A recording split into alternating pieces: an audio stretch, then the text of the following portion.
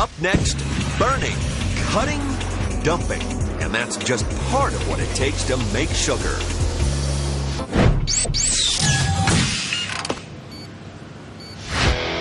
Flamethrowers, semis going vertical, combines that are downright scary. Just some of the tools needed to make pure white sugar. Sugarcane.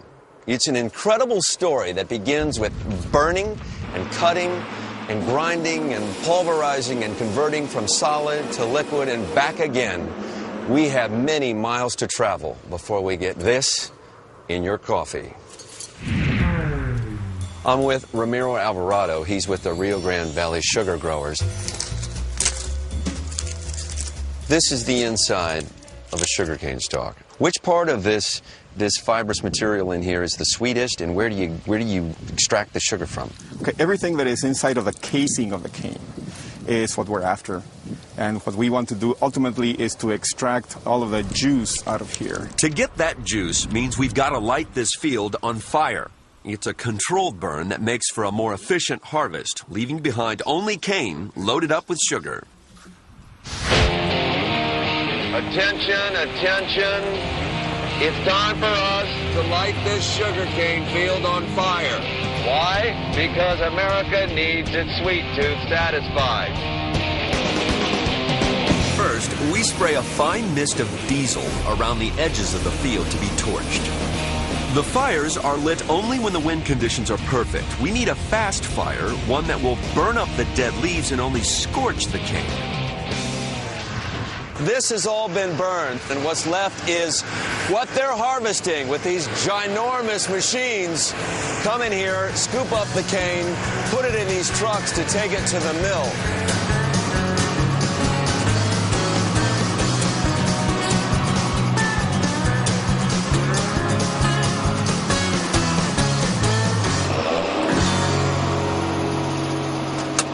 So, how do you get 30 tons of sugar cane out of the back of your truck? You do it very carefully and without being in the cab. There's a very good reason for that.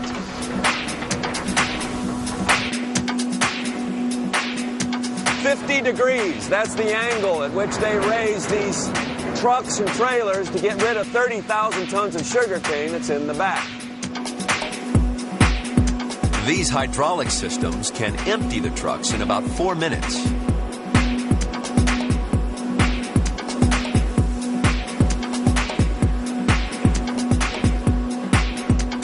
From here, it's loaded onto conveyors, it's washed and sent on to the hammer mill. Very impressive.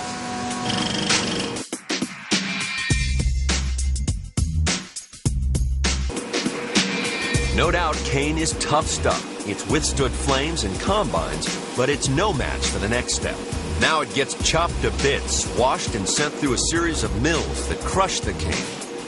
In doing so, we are freeing the juice from the stem.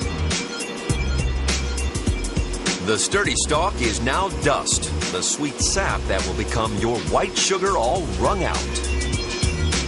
Dirt and other organic materials coloring the juice are removed at the clarification station.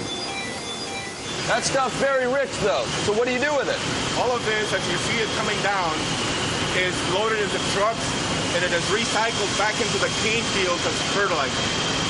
Boiling the cane juice evaporates the water, reducing it to a syrup.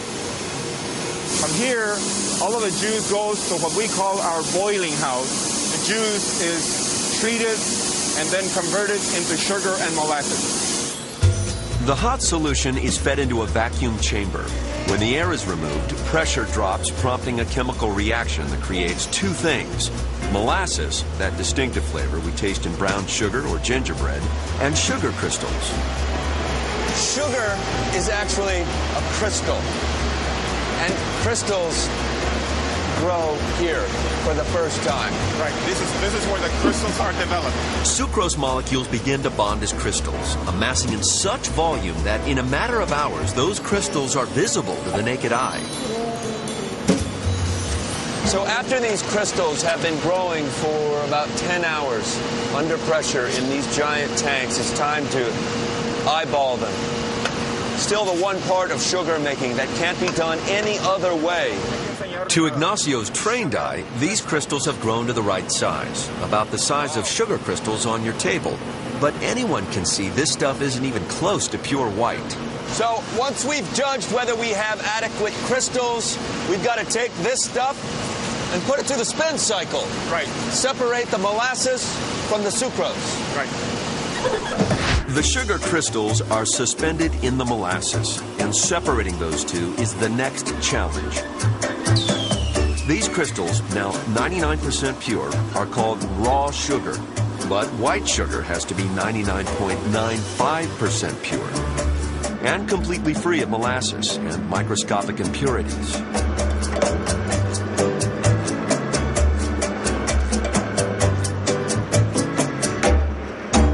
I'm sitting atop 55,000 tons of sugar. There's enough sugar in this mountain, in this storage facility in Harlingen, Texas, to feed every single American 1 teaspoon of sugar. In a moment, we're going to show you how to turn that 1 teaspoon of sugar into something you can actually eat. It's on to refining. From Harlingen, Texas, our raw, unrefined sugar takes to the sea.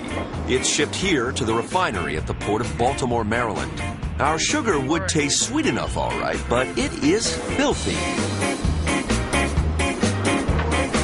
Stu Fitzgibbon runs the refinery. He knows we've got a long way to go before our sugar is 99.9% pure and pristine white. Raw sugar has about 99% sucrose, which we call sugar, in it. So in your refining process, you want to extract the 1% of impurities from this raw sugar. That's right. We want pure sucrose, 99.95. Refining to reach pure sucrose begins with removing the outer surface of the crystals. Raw sugar's brown coloration comes from a thin film of molasses on each crystal, and we have to get rid of that. First step, mix our raw sugar with a molasses-like syrup known as magma.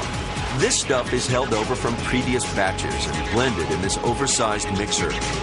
The molasses molecules on the surface of the sugar crystals bond with the magma particles and are essentially lifted off.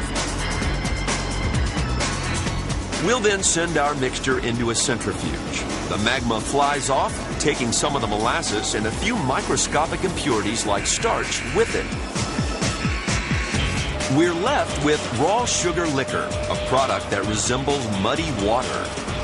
There is still a ton of microscopic junk in here, like bacteria, that's a real challenge to remove. So our sugar liquor moves into the ominously named saturator. 2 compounds are being injected into the washed sugar liquor, calcium hydroxide and then carbon dioxide. Their combined chemical properties initiate a reaction. As a result, crystals of calcium carbonate begin to form around any microscopic impurity. Now it's simple. Remove those calcium carbonate crystals and we remove the impurities. Our 4th step in the process is filtration. And now we're in something that looks like very futuristic, very industrial. These presses, these are the Sweetland presses. That's right. What exactly are we doing? Well, we form calcium carbonate crystals, and the liquid is brown. And now we need to filter that out. So this whole floor is built for the specific purpose of filtering out the calcium carbonate crystals. These filtration presses are like massive coffee machines turned on their sides, only instead of 1 filter, they've got 72. So this solution is being pressed from which end to which end? It's actually coming up in this direction, passing through the cloth. The clear filtrate goes up through the leaf, and the cloth collects the calcium carbonate on the inside.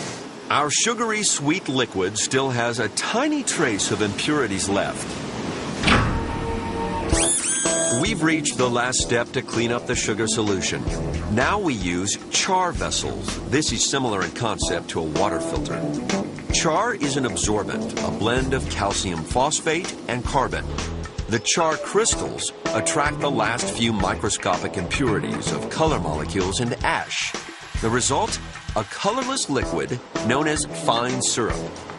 We'll run the liquid through another vacuum chamber, which results in the formation of pure white crystals. They're trapped in the final centrifuge and fed into dryers the size of locomotives. Most importantly, we have to get the sugar in the hands of the consumer, right, Stu? I mean, without it, it'd be a very bitter world. Well, we make it sweeter. And you do that by having like 14 different lines up here that are packaging the sugar, right? Yes. Ranging from what to what? Well, we have anything from a small sugar packet to a 2,000-pound bag.